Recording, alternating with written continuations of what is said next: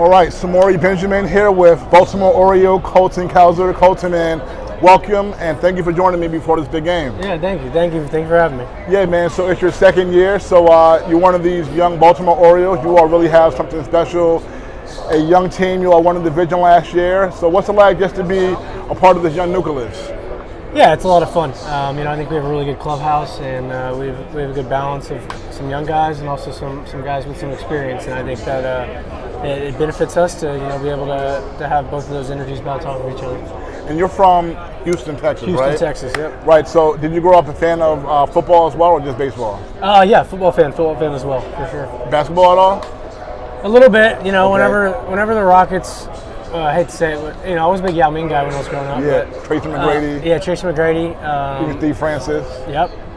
But I was a bigger basketball guy in high school. Whenever the Rockets could never get past the Warriors. Yeah. In like 2017. So. Yeah, James Harden came in. Yeah. James Harden showed for a while, and exactly. I remember you all even signed Jeremy Lin first year. Yep. Harden came. Yep. He left the Knicks, went to Texas. Chris Paul getting hurt my soul. Yeah. Say that. We would have won that series. Too, But you all have a nice young nucleus now in Houston, so you never know what they can do. Mm-hmm. So were you an Astros fan growing up?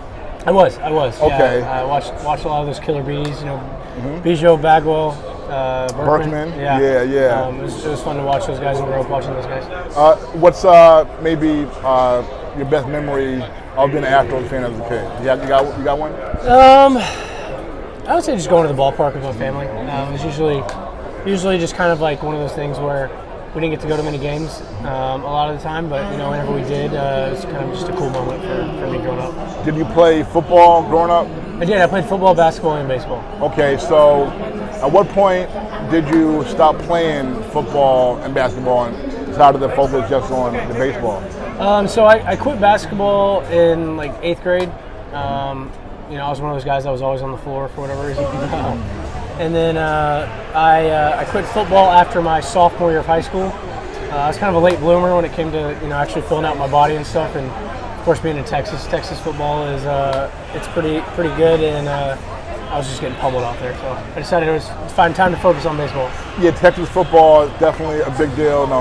Friday Night Lights and all that comes from Texas, but Texas baseball is a big deal too. A lot of competition. So, At what point did you think that you had a shot to really make it to the pros? I would say, I always felt like I could hit a little bit, but I didn't really grow into my body until probably my freshman and sophomore year in college, I would say. More so freshman year. But I would say after my freshman year at college, whenever I got invited out to play on the collegiate national team, being around a lot of those really talented players, I think that kind of was when it hit me. I was like, okay, I could play some pro ball. And you went to University of Houston, right? Sam Houston. Oh, Sam Houston State University. Yep. Okay, Sam Houston. Okay, so how did you end up there? I started getting recruited there my junior year of high school, and it was my only offer, and I liked the coaching staff, so I went ahead and committed there and ended up going there. And obviously, that was a great experience. You ended up doing damage. You got picked in the first round. I mean, what was the competition level like, and how do you think that experience really just groomed you to get to where you needed to be? Yeah, I think that the mid-major, just mid-major baseball in general is a lot different than like mid-major football and things like that. There's still a lot of talent, in those conferences, and I think that it did just kind of prepare me and just kind of help me advance a little bit, and me having success there definitely was a good confidence booster. So when you get drafted in 2021, first round, how did that feel at the time? It was great. Really blessed, really fortunate, and it was a really cool moment.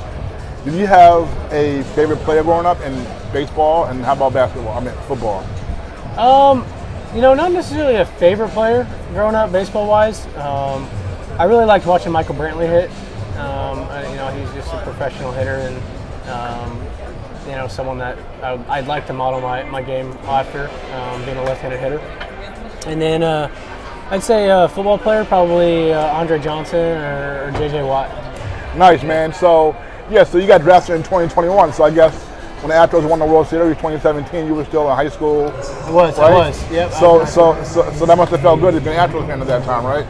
Yeah, it's cool. I was in high school, and it was one of those times where they would put the game on during class, and you get to watch it. So it was pretty cool. Last three for you. Yeah, just what's it like when you play against Houston now? You go back home and get to play against a team that you once rooted for. Yeah, it's really cool. Getting to play against Altuve, like Bregman, those guys like that, and even like with Correa in Minnesota, getting to watch him as well. That was kind of like Springer as well with the Blue Jays. That was around the time whenever those guys were kind of the core group there, and it's really cool to get to experience and play on the same field as those guys. Right, and so you made your major league debut last season, right? What was it like? Just really quickly, you made it to the majors, through the minors in about 2 years. How was the minor leagues for you?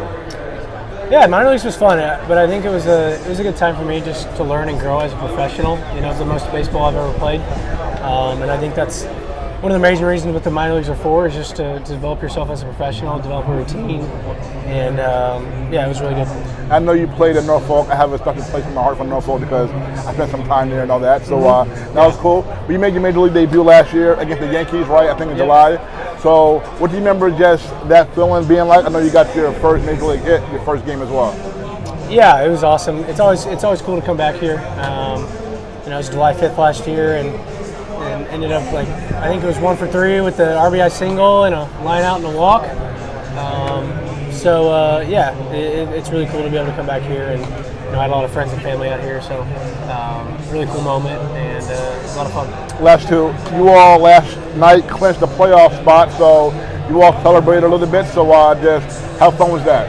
It was a lot of fun. This team, we've been through a lot this year, and battled a lot of adversity, and I think that being able to celebrate things like that it's really good and really cool as a group, just because you go through so many things throughout this long year. We've been going at it since mid-February, and it's a really cool reward. Last one for you. You all start the playoffs next week, so that should be really fun. So what are you looking forward to next week when the playoffs start? I just think the atmosphere and the experience is the biggest thing. It's postseason baseball, and it's one of those things as a big leaguer, it's really hard to achieve to even get there, and I'm just really looking forward to soaking it all in. All right, folks, Baltimore Oriole, Colton Caldress, second-year player. Colton, man, thank you so much. I appreciate you. Thank you. I appreciate you. All right, buddy. All right, folks, we're back.